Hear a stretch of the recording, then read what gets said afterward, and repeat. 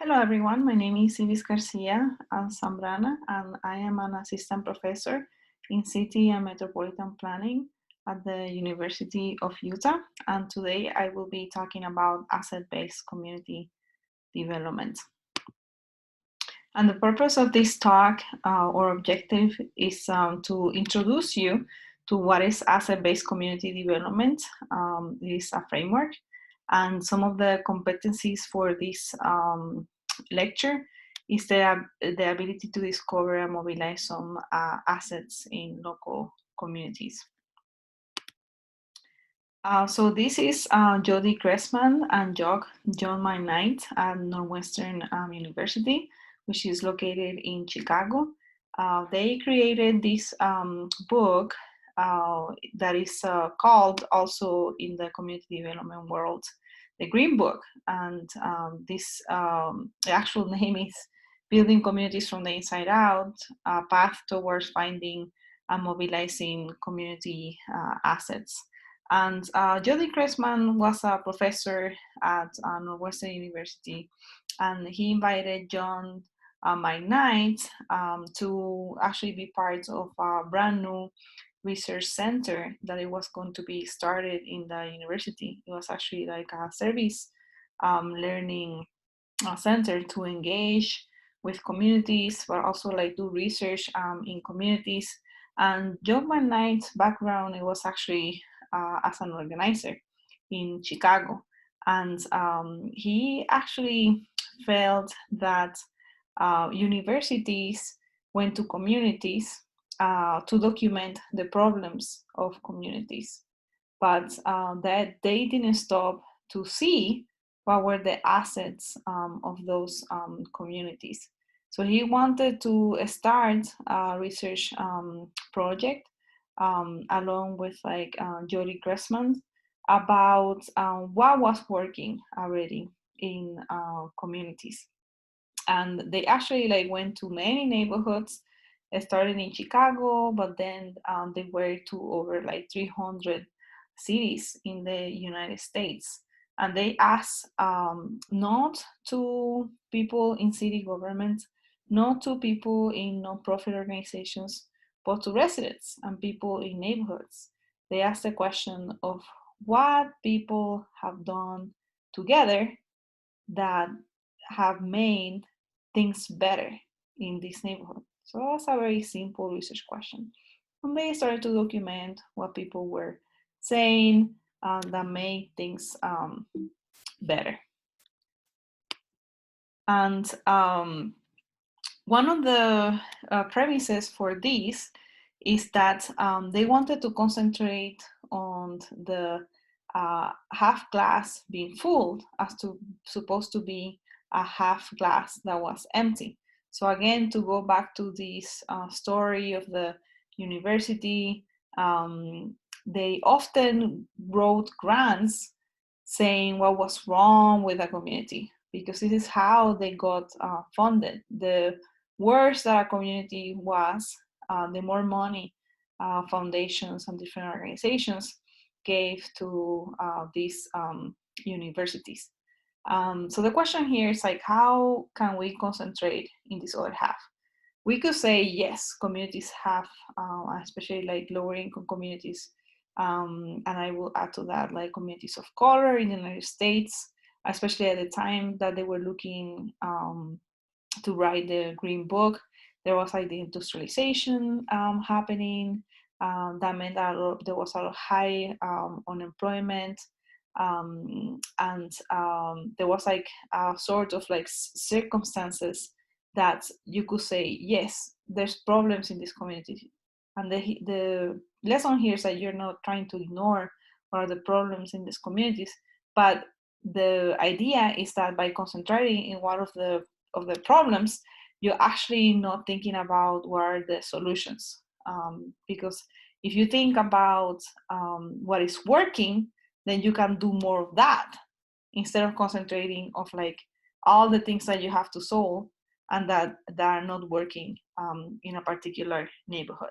So here, this like image shows that people and communities have deficiencies and needs. It's not like we are ignoring that, But the most important thing that we're trying to look at is that people and communities have assets and capacities that actually can improve their neighborhoods.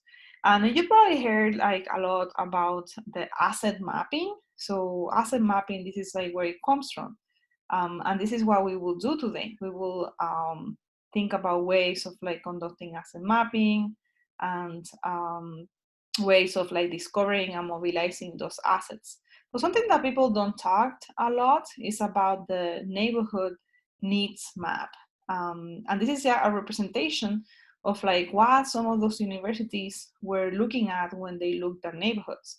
They thought about places that are full with unemployment, with truancy, literacy, like poor quality housing, or places where there's like gangs and broken families, that people are dropouts, that young females are getting pregnant, and so on and so forth. So in a way, were creating this like mental map of like neighborhoods that are all the negative things that are in that particular space. The asset map is to think about what are the great things in that neighborhood, and think about what are those elements. So definitely people, and we could like think about youth, we can think about older adults and artists, but like something that ABCD actually spends a lot of time is to think about people who have been labeled by our society. So you might be labeled as disabled, you might be labeled as a dropout, you might be labeled as a homeless individual. And all those like labels that people put to describe a condition that is actually not permanent. And if it is permanent, it is not who you are. You are like more than a person that has a disability, or a person that is low income, and so on. So asset-based community development is about thinking that all these people that have been labeled, that means that people who have been put at the margins of society, um, in a sense, they're put in the margins of society, and they're told that they cannot contribute to the community. So asset-based community development actually says all these people can contribute to our community great things. So in this map, you have like people, but you also have the gifts that people might have. And for a young person, it might be anything from playing with their friends and make them happy and jovial. Of course, we can think about all the adults and all the wisdom that they provide to their families, or even to the history of like particular neighborhoods. So at the heart of this like asset map, you have like the gift of individuals, and what are those things that they contribute to their families and to their communities. Then we also have like local institutions. But before that, I should backtrack because we have like citizen associations that you can see a little bit above in this image of the gifts of individuals. So associations are actually just like groups of people that come together because they care about something in particular, or they have a particular interest. So we could say that Boys and Girls Club uh, of like youth is a citizen association. So people are coming together because they want to do something together. And we could think about maybe like groups for older adults, like going and walking, maybe a small, very small group of like 2 or 3 people. So those are like citizens associations. And then we have like local institutions, which might be like your local church, your school, community colleges, universities, hospitals, and so on. So this already is like showing you some of the three assets that we talked about in asset-based community development: individuals and their gifts, associations, and local institutions. And we will introduce three more other assets, but I will explain each one of them individually. So let's start with like the first one, which was like the gifts of the individuals. And actually, like John Maynard says that when they were thinking about the gifts of individuals, they wanted to like come up with an image, and this was like an image at the time that we started to use computers, so it seemed like something simple to do, that we would communicate this idea of a gift. So a stick figure, and we can add maybe like a skirt and make like a female of this like stick figure. But the stick figure is like having this like gift that he or she is like willing to share with her or his community. So it's what I was like talking about in terms of like the label people in our society, thinking about people who have been experiencing homelessness, or people who are unemployed, people who are low income, also for people that their first language is not like English, like myself, people who might be single parents, or we say that somebody is an addict, an offender, disabled, old person, and at risk, as risk youth. And I will tell you a story about Mary Lee. Mary Lee is like a woman that I interviewed for one of my research project with Assist Incorporated. And Assist Incorporated, actually, they do home modifications of like older adults. So they also do like repairs in people's homes that are like low income. Like they will like repair the roof. They will make sure that the doors close so the heating stays inside of the home, and so on. So Mary Lee was like one of the clients of Assist, and actually I was like talking to her about her mobility patterns and how like adding in her case we're like fixing some steps so she can get out of the home, and there was like a series of like bar graphs in the shower and other places of the home so she could get around, and like how that affected her mobility. And something that it was like very interesting about Mary Lee is that she is an artist. So she was showing me all the paintings that she does. She does like beautiful paintings, and she actually puts together in frames some paintings, and she actually like makes, she's an low-income individual, but she makes her money by like framing, and she actually have many other skills, like she knows how to sew, and for example that dress that she has, she made herself. So she wanted to contribute some of the gifts to her community, but in this case it was a kind of like unexpected gift, because I told you that she was an artist. But the unexpected gift is that actually like she experienced like vertigo, and she had difficulties walking, but she like hated the idea of like having a walker, and she didn't want to have a walker at all. But so she tried one day the walker, and she loved it. She was like amazed of like how long she can go and walk now in the park, because she would like sit when she needed to. She would use it to like stand to wait for the bus, because in front of like where she lives there's a bus stop that is like very, very convenient, but again there's nowhere to like sit. So she was like telling me about like how this sidewalker was a game changer.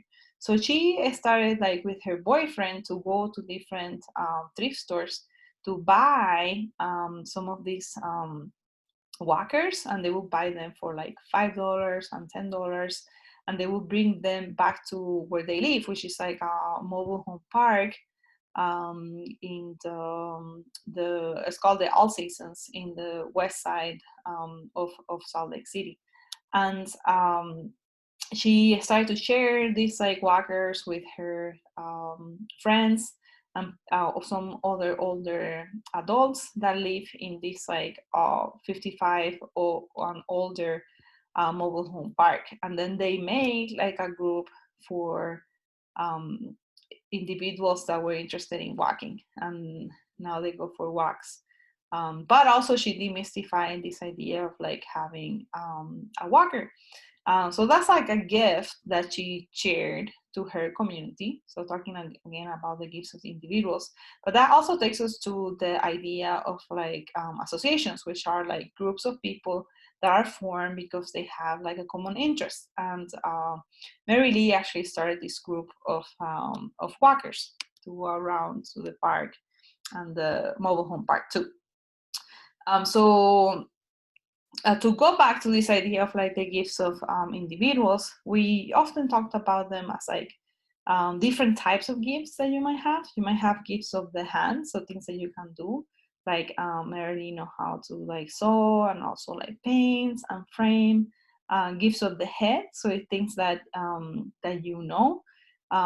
So in her case, she knows about color and art, and she knows about or she's actually interested in other things as well, like history.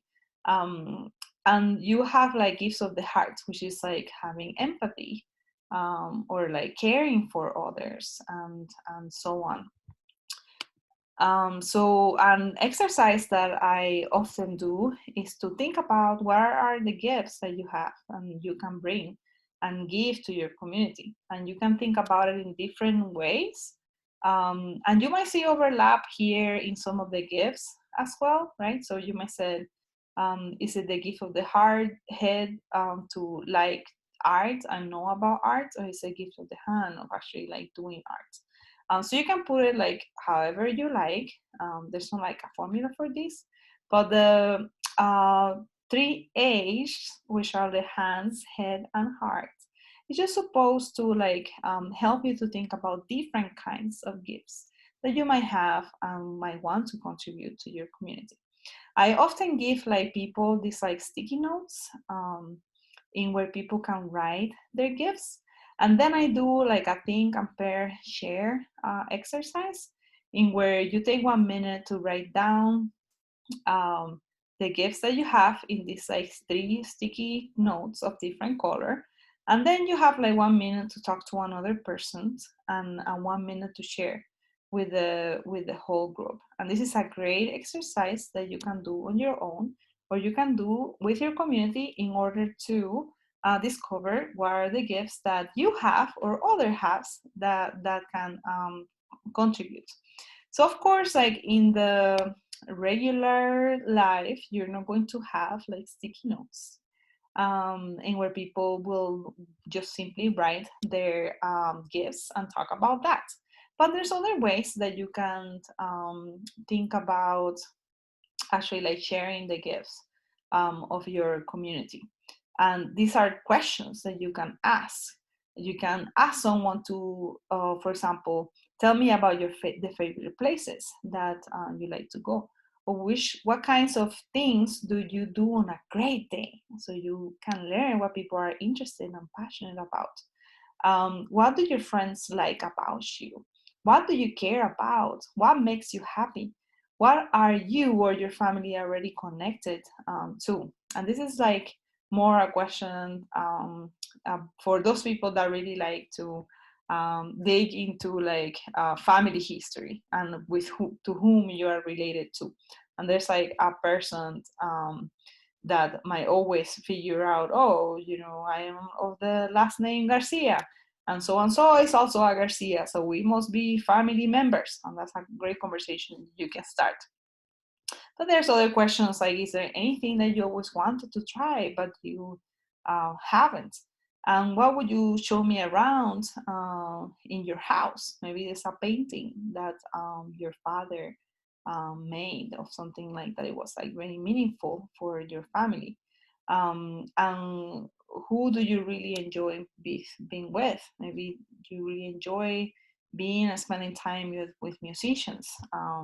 So just asking simple questions about what people are passionate about, what they care about, what they like to do, in order to discover what are some of their gifts and their passions.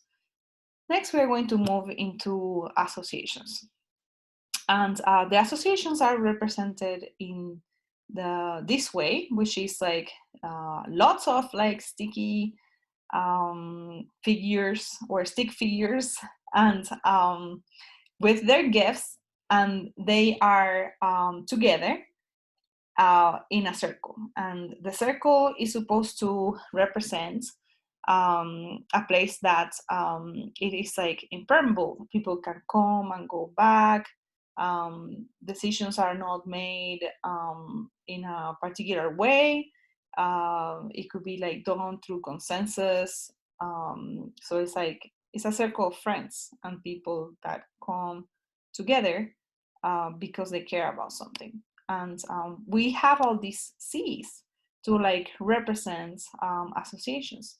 So associations are a group of two or more citizens joined together around a common activity, often sharing a common passion, care, and interest. And here I wanted to emphasize that citizens does not refer to people who are like documented or undocumented, or people who are legal or illegal, or authorized or unauthorized. But here it really refers to people who belong to the city and people who are part of the city. And actually, in Spanish, citizens is called ciudadano, and ciudadano is basically the same as resident. So it's not really that politicized. And this goes back to the definition of like citizens, which is like people who are part of a city. Um, and again, it's not getting into being authorized or unauthorized. And I say this because I sometimes I hear pushback from when we in ABCD talks about citizens, but we use this word in the in another sense. So people again, there are citizens that care about something. They come together by choice. So they come together because they want to be part of this like group. They are non-paid and voluntary. So a group of like the Boys and Girls Club are people that come together, or Mary's friends in this like walking group for all the adults. None of them are getting paid. It could be that there's an association that some people get paid, but let's say, for example, in a church, maybe the priest gets paid or the pastor. Those are only a few people that get paid, but mostly the work that is done in that particular place is done by the people. And that's what we mean by an association. So people are coming because of choice. Um, the members of this particular group come together to decisions because of consensus. So there's not one person at the top making decisions, but people together are agreeing on decisions, and people can actually like have conversations, debates, discussions about what they would like to do. And a very important factor of associations, and that is that they thrive on connectors. So it's like people who actually know others, and people who like making connections between one person and the other. Because if you think about it, people and individuals are the gifts and actually like resources that could be mobilized in a community. So Mary, the woman that I was talking about, she's a connector. She puts together ideas, and then she puts together people in order to mobilize her community through her walking group. So these are some examples of like typical neighborhood associations, addiction prevention and recovery groups, advisory community support groups, animal care groups, anti-crime groups, book clubs. You might think about your book club, for instance, or maybe it's your dancing group or a group that comes together for running or doing some kind of exercise. So the next exercise that we're going to do is to map or write down what are the associations that you are connected to. And when you think about associations, think about, again, the 5 C's. Citizens that care about something. They come together because they want to, or because of choice. They make decisions because of consensus or in consensus, and they thrive on connectors. So they have a lot of connectors in this like particular group. So you might think about, again, all the associations that you are part of. And I usually give like a few minutes for people to write down what are those associations. And then we actually like share what are some of those associations. Often in the takeaways of these, people notice that they actually part of more things that they think that they're part of. So a lot of people think that they're not like maybe that engaged in their communities, and then they start to like think about, oh, I'm part of this, I'm not part of that, I'm part of that other thing, and they realize that they are part of more groups than they initially thought of. And then the other thing that you notice is that some of these groups probably are a little bit more formal, some are informal, and some of these groups might not have names at all. So you might say, okay, so there's a group of us that like together we like write, or there's a group of us that, you know, there's like 5 researchers that we have created these many papers together, or there's like this, you know, friend that, or this couple of friends that we read books, but we don't call it like a book club. So I want you to also think about some of those associations that might not have any name at all. Something that fun that sometimes we do is like think about like giving a name to the group and then formalize it in some you know, some other way. Maybe bring it up with that association, say, hey, what about like we call ourselves, I don't know, the moonlight hikers or something. Just, or you know, some people that, I don't know, play some instruments, now they're a band. Why not, right? The other lesson of this is that besides that, you learn that you're part of many other groups and that some of them could be formal and informal, is that you could realize that all the people that are behind all those associations. So if you wanted to do like a fundraising,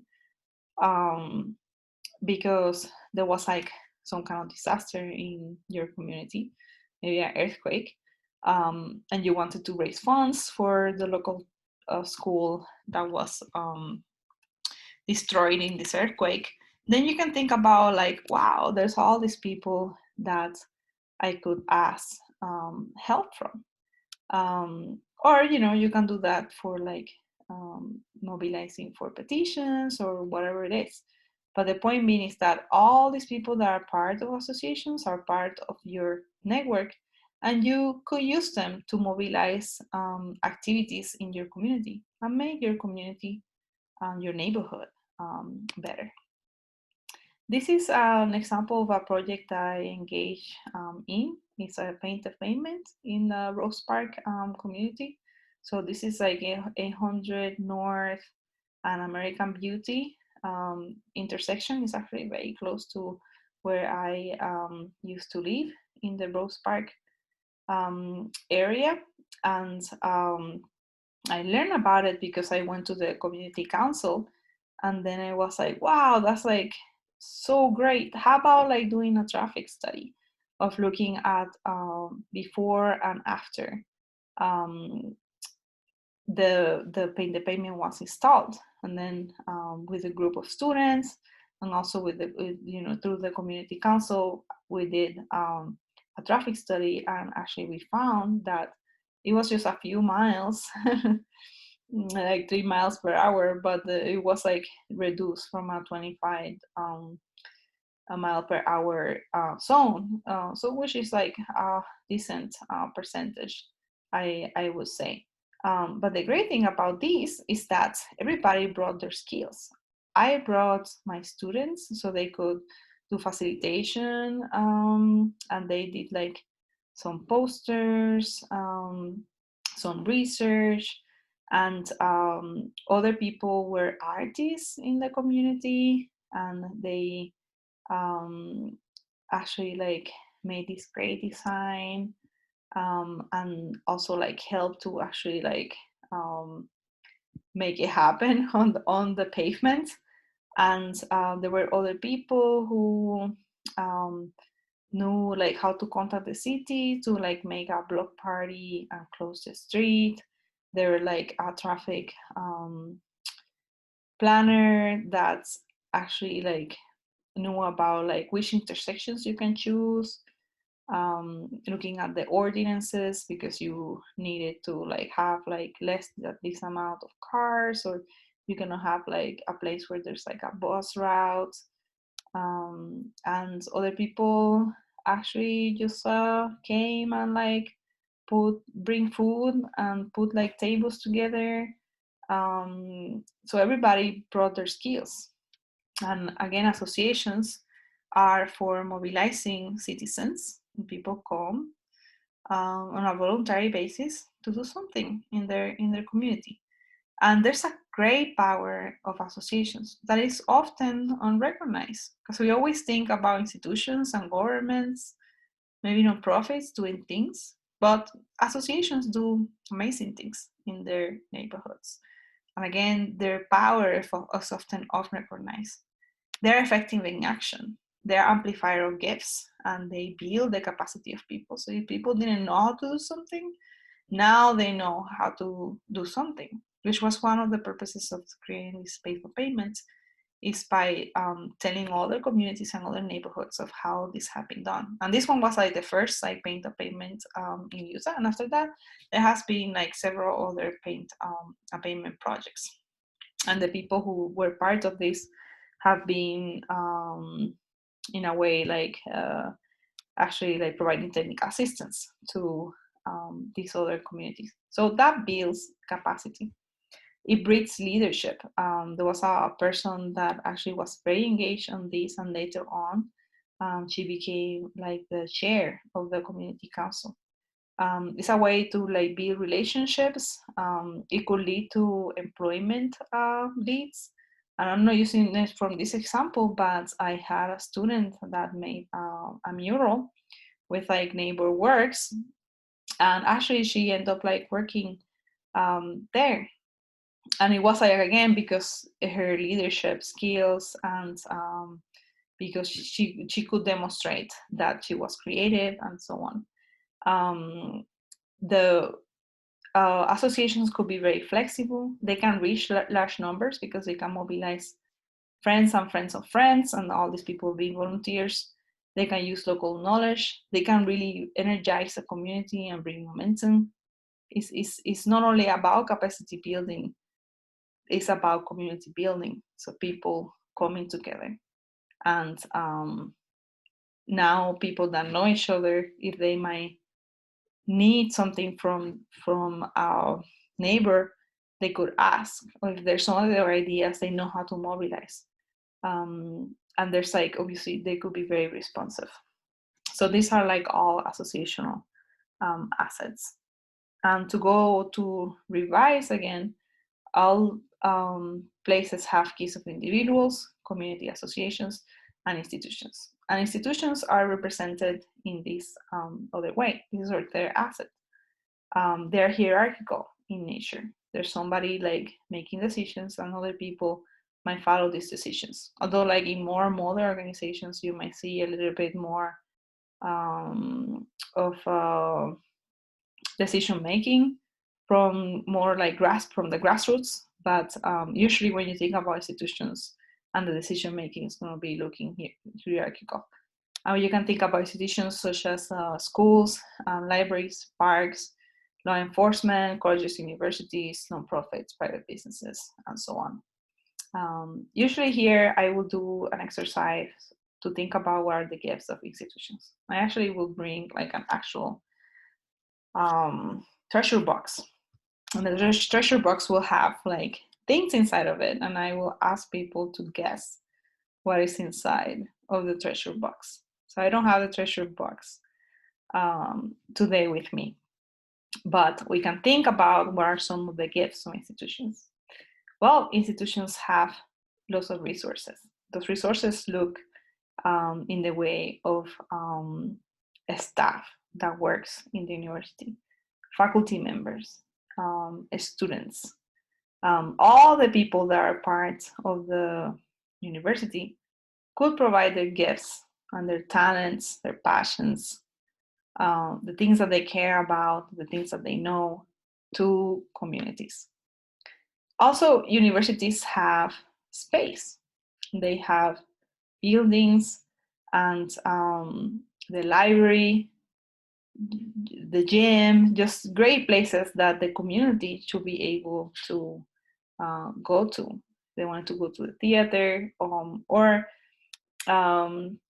like I have like some students of mine from the community being able to use the library, and you can actually do that as a community member. So we can share that physical space with others. The other thing that we have is money. Universities have like funds for engaging with communities, um, and they could also write grants to do like research projects with like community members, residents, and making sure that also they receive some of the money that is obtained through grants. And we can go on and on and think about what are the gifts that institutions like the University of Utah could provide to their communities. And there's lots of them. I will give you an example of a class that I teach at the University of Utah. Well, I have taught, I haven't taught it like in the last 2 years, but I hope that I will teach it next year, which is the Westside Leadership Institute. And this class is a partnership between University Neighborhood Partners and NeighborWorks. And they created this like leadership class in where people from the community will take the class, and they will learn, of course, about leadership and how to organize. So a lot of the class will be about how to being able to communicate their mission and their vision, the what they're trying to address in the issue that they're trying to address in the community, how they go about doing or trying to solve an issue, and they learn about like how to put together a meeting, how to write grants, and so on. So they learn about community organizing, really.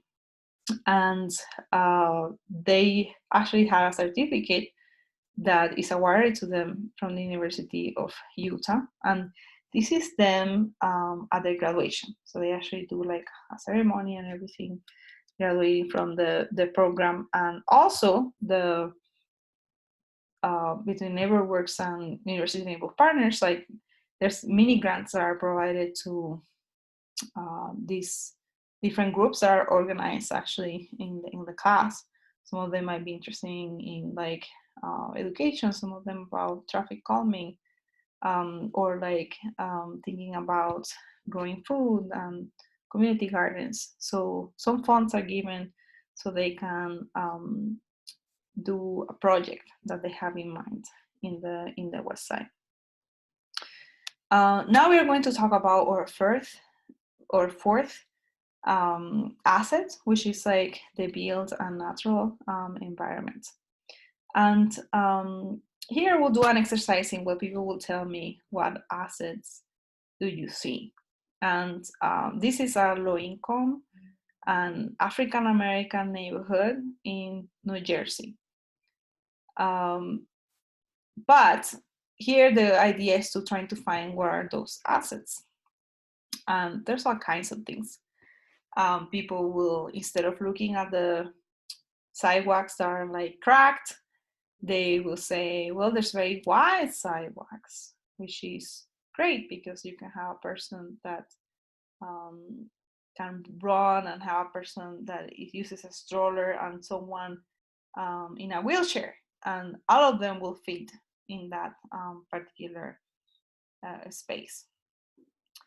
And they might say, well, there's like light posts, which indicates, there's electricity and the place could feel secure at night. There's in the light post, there's some signage, which indicates that there's like pride in this neighborhood. There's some placemaking going on. We have like mixed uses. So we have like a business and then some housing that might encourage like walkability. It encourages people or safety because there's people who are like working and people who live in that particular area. There's like a great street. I mean, it's very wide as well, just like the sidewalk. So there might be the opportunity of like actually like doing something with that space. There's like obviously trees. There's a space right there that in this like wall that could be a mural. So here again, we will play a game of like trying to see what are the assets that are in this particular place. And in this picture, you can see like how this space was transformed into a place that now there's no like cracks in the sidewalk. It's a very nice wide sidewalk. There's actually like a bike lane that was put in. Apparently it's not winter anymore, so that's like actually like leaves on the trees. They didn't put a mural, but like they took that place that it was a vacant a space, and now it's a place that is like grass. Maybe it's a place to sit. Maybe it could be a community garden or something like that. But the point being is that here in the physical space, instead of like concentrating on like what is lacking, you can think about what is great about this place, and from there build it to be like something better. So the idea is like how you make the invisible visible. And from the field that I'm coming from, which is like urban planning, thinking about the physical space as an asset and what is in there is very, very important, because most people might look at parking lots and I would think, wow, this is like a great space to add like a mixed use building that is dense, that is close to transit. So I can see different things about this particular space. To give you an example, this is a class that I teach in the University of Utah. It's called the West Side Studio. And here we have a picture of my students walking, and you can see the 3 towers there. But this is the future Folsom corridor. So it's the old like train track, railroad tracks that there's like a lot of heavy industry in this particular space. But there's actually a plan, as you can see, to do several things. There's like mixed use developments and also like daylighting in the Folsom corridor. Daylighting is just like bringing, there's actually like a river underneath, or a creek, I should say, underneath where the students are walking. So why not bring that to light? It's like more healthier and beautiful, um, and it's just a matter of like changing the way that you see. The next asset is exchange and local economy, and that's represented by just like having two arrows, one going to one side and one going to the other side. And this is a picture of my brother. And my brother, he is a farmer in Puerto Rico, a very small farmer. And he obviously like transformed his passion, because we are not like a family that comes from farming. Like my dad is or was a librarian, both of them are retired now. And my mom was like a secretary. And my brother, since he was like very, very young, he was like passionate about farming. That's what he wanted to do since he was 14. And at first he started to like rent some farms. And eventually, like actually my dad bought a small farm, just 13 acres. And of those, maybe an acre and a half right now, lettuces and tomatoes and peppers and so on. But he transformed his passion that it didn't pay for a very long time. While he was learning, and while he was like actually trying to become a full-time farmer, and he received help from a lot of people. But the point here is that the local economy is a great asset to communities. And we could also think about also how to transform the gifts of individuals into them having businesses. Because when you think about low income communities, many times you think about, well, which kind of job they're going to get. But sometimes it's not about which kind of job they can get, it's about which kind of business they can start.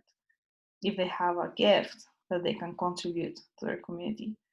And think about maybe church, and how there's like people in church that know how to cook very well, or they have like a skill, like play guitar.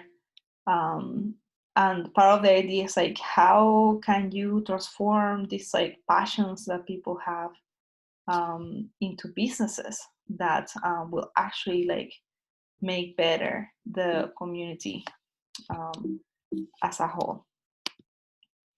And we could think about not only making businesses, but we can think about what people can exchange. There's like places that like timeshare.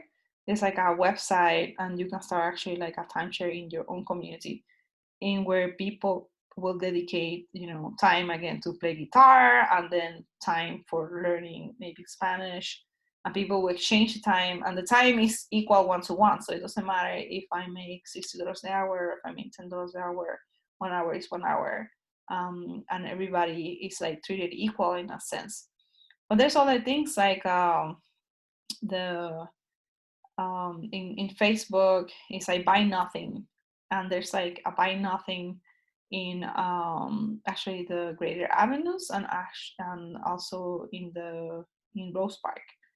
And you can start your own like buy nothing, which is like a Facebook page, and people will post in their things. It's like a Craigslist, but it's like a little bit more like centralized, because you have to be from that neighborhood. It's not like you can be the whole city and the whole state. It's just like, it's a way also to like get to know each other, because like the only people who are part of it are the people from that neighborhood. So again, exchange could happen in many forms, and in particularly for low-income communities, this could be very important. I usually will do like an exercise that is called marketplace. Well, there's many ways that people do marketplace. So this is just like a version that is a quick version for like a seminar like this. And what I will do is simply to have people write down something that they're offering. For example, I will offer people to come with me to a Zumba class. And then I will just try to convince people um, to put their names under the sign that I wrote.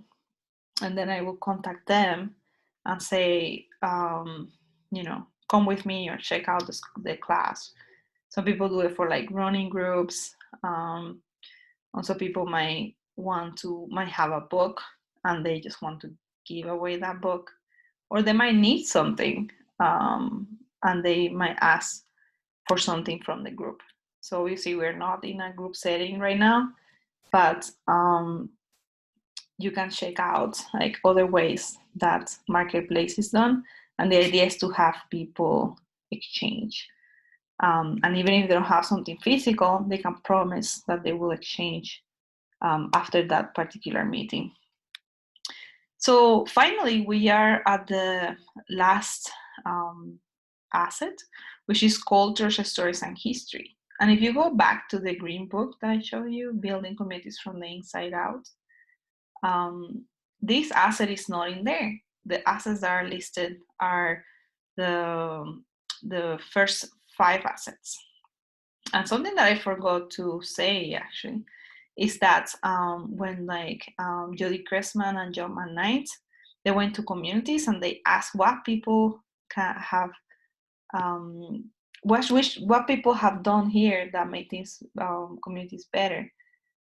They actually started to list what were those things, and people always talked about other people, individuals, and things that they care about and they were passionate about, or gifts that they had and they shared with the community.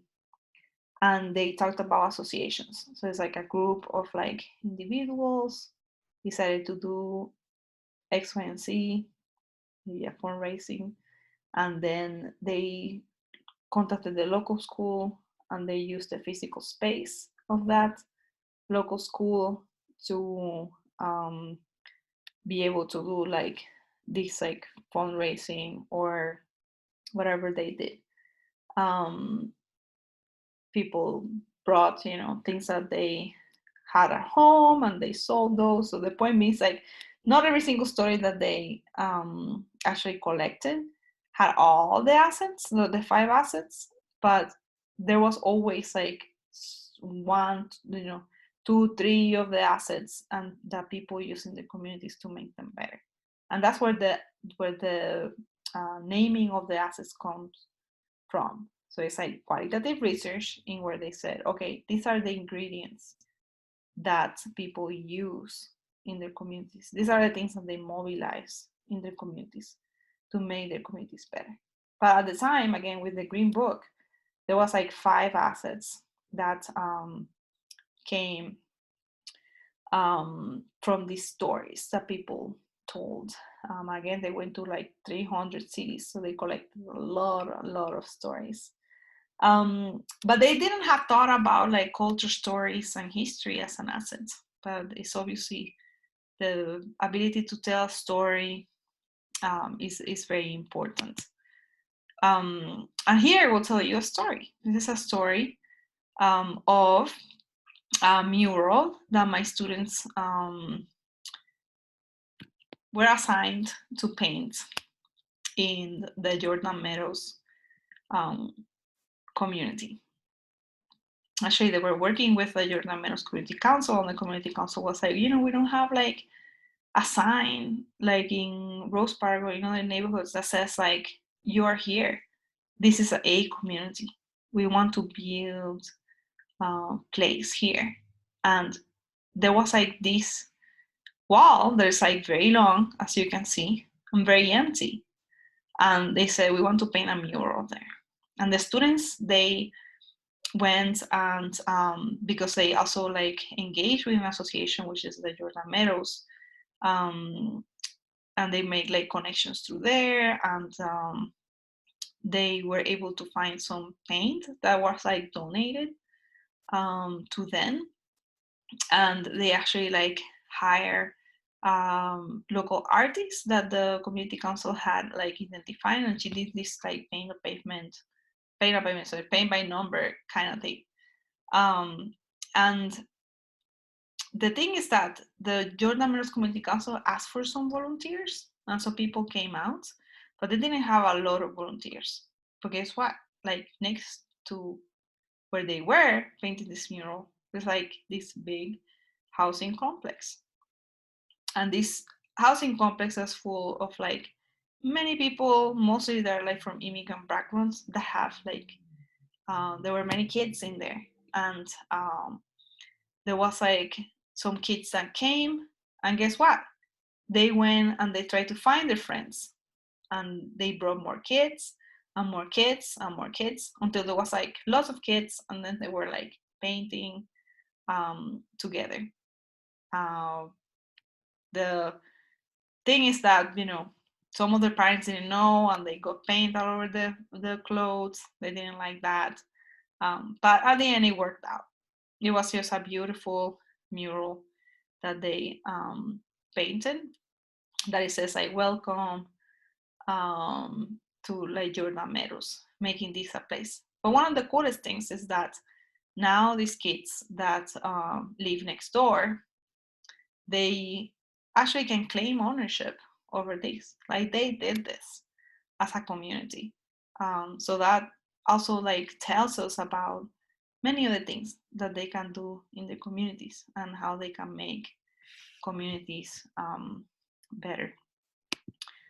And as an exercise, what I often will do is like to ask the audience to tell me a story when you saw a community at its best. And I have heard like many, many, many great stories. You can take a minute to think about what is your favorite story of like people coming together and doing something that maybe you thought it was impossible. But it happened because people made it possible together.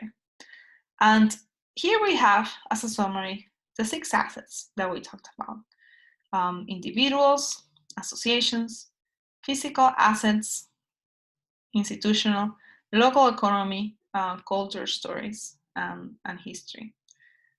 So when we think about asset mapping, we think about like how we put together all the assets for a particular issue that we are trying to like think about in our community. So we will think about, okay, so what are the things that I can use here? What are my ingredients to make my community better? And there's many ways that you can think about mobilizing assets. Asset mapping is one way that you do it, but there's many, many other ways. So again, just thinking about what are those ingredients that you can use in your community. And as a final thought, what I often do is like to have people to think about like how they plan to identify assets and when they like get home. So it's maybe about thinking about your skills and how you can share them with your community, or maybe there's like an opportunity to plant a tree in your street. So it's like here I will give people the opportunity to think about, okay, what are those things that you want to do in your community to make it better. And here are some principles actually of like just like mobilizing, right, communities and community engagement. And we can say that they are to have fun. Always remember to have fun, to start where people are at, but don't leave them there. Just like strive for some results. Don't sit on your assets, which are the gifts of the head, the heart, and the hands. Lead by stepping back. So don't take over community processes, but again, just like be a leader, celebrate success and recognize caring neighbors. So always like try to uplift others and shares their stories of like how other people have made communities better. There's like some resources that you can find in um, the Paul website, which is actually not here, but if you type like asset-based community development, the Paul University, this is where the Institute of Asset-based Community Development is, in DePaul University, which is in Chicago. You can find like all these readings, and you can find many, many other readings. And these are readings for each one of the assets that we like really recommend. But also, if you like to join a community of practitioners, these are people that post questions or stories. You can join ABCD in Action, which is you can have like the website there. So again, I just encourage you to look for those resources. I really enjoy spending time with you. So thank you so much for the time. I hope that you now can think about the assets and how you can mobilize them in your own community. Thanks.